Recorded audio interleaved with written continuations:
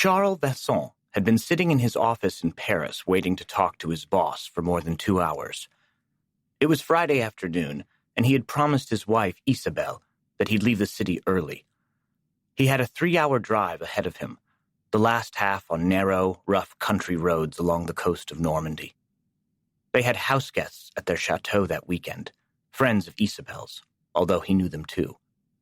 He worked late so often, and traveled so much for work, that she had a fully developed social life without him. He didn't mind. They had a wide circle of friends.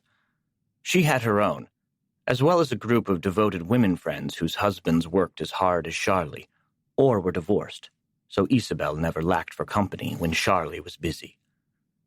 She didn't mind going to events or entertaining without him, but he had promised to be there that night. It was someone's birthday, the husband of one of her friends. Isabelle had organized a weekend around them at the chateau. She was proud of their country home on a hill overlooking the rugged coastline and the sea. The chateau was beautiful. They had owned it for 10 years. Charles was the CEO of the biggest plastics manufacturer in France, Janssen Plastics. It was his second career, a reincarnation after an earlier life. The job at Janssen had saved him 11 years ago.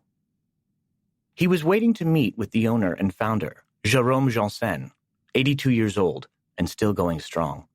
Janssen's only son had moved to the States years before to seek his fortune, had married an American, and had no interest in the business, nor in coming back to France or stepping into his father's shoes. He was a U.S. citizen now, as were his wife and kids. France was ancient history to him. When his son had finally made that clear to him, after he made his own fortune in the fast food business in Los Angeles and Southern California, Jérôme Janssen had set out to find a CEO who could help him run his business with intelligence and an iron hand. Jérôme Janssen owned the largest toy company in France, along with factories that made plastic products for other uses. It was a huge operation, and Charlie's path had crossed with Janssen's at the right time. Charlie's father had been a writer of considerable literary acclaim in France, but only modest commercial success, which had indirectly led Charlie into the publishing business right after college. He loved books, and everything related to them except writing.